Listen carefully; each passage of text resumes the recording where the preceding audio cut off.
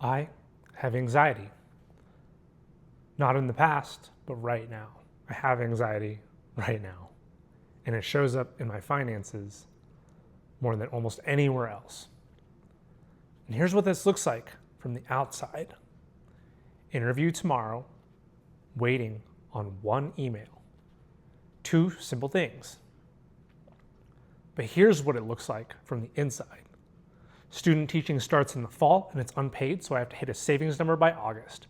But the administrative timeline is unclear, which means I can't give a clean end date to an employer, which means every job conversation has a variable that I can't control, which means I haven't even opened my email yet. My name is Vincent. This is Present Tense Finance. And today, we're going to talk about what happens when the inside does not match the outside. A few months ago, I was doing an energy audit on myself. Not a budgeting audit, not a financial audit, but an energy audit. Where is my attention and my energy actually going? What's costing me more than is returning? What's running in the background that I haven't named yet? And what I unearthed beneath the scheduling and the goal tracking and the building was a hum. A low, constant, pervasive hum that I had been treating as background noise for so long, I'd stopped noticing it was there. That hum is anxiety, just sitting there, quietly making everything feel like it's the same size. The savings goal feels the same size as the filming schedule, feels the same size as the administrative ambiguity, which feels the same size as the interview tomorrow. All of it in one pile. All of it weighing roughly the same amount. All of it demanding attention at the same time. That's not a task management problem. It's a nervous system problem. And not a to-do list in the world can fix a nervous system problem. Here's what anxiety does to decision making. It collapses your timeline. Everything becomes right now. The thing due tomorrow and the thing due later in August and the thing that may or may not resolve itself depending on the email that you haven't received yet. Anxiety treats it all as right now emergencies.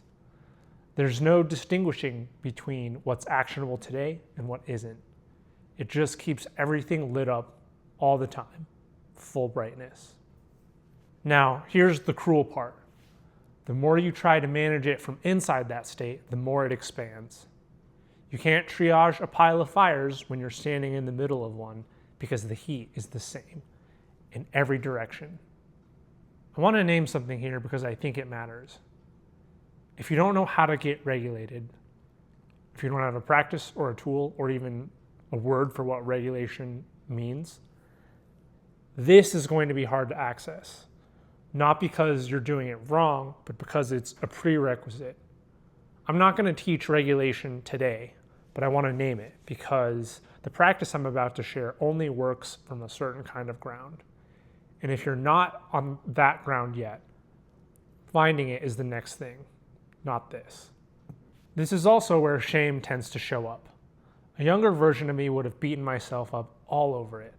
All the time spent not knowing this, all the seasons I ran on the hum without ever questioning it. But it makes no sense to beat yourself up over an expectation you couldn't even fathom yet. That's not accountability. That's just anxiety, finding one more thing to make urgent, turning the past into another now pile problem that doesn't belong there. So here's the triage, not as a productivity tool, but as a regulation tool that will help you make decisions. It starts with a check-in you already know from this channel. On a scale from 1 to 5, how are you right now? Not where you want to be, not where you were this morning, but right now. That number matters because it tells you what's actually possible. A 2 needs something different than a 4. If you're at a 2, the practice today might just be find the ground, feel your feet, notice one thing in the room. From somewhere a little higher than that, maybe a 3 or a 4, that's a place where you can feel some separation between you and the weather. The question for you at that point is, what's actually a problem for right now? Not what feels urgent, not what's giving you anxiety, what actually requires something from you today in the next few hours that you are capable of doing.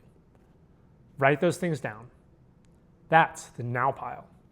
Everything else, the things you can't control, the things that depend on someone else's timeline, the things that won't resolve until next week or next month, those go in the later pile. Not dismissed, not forgotten, just moved. Given their own place so they stop sitting on top of the now pile and make it heavier than it actually is.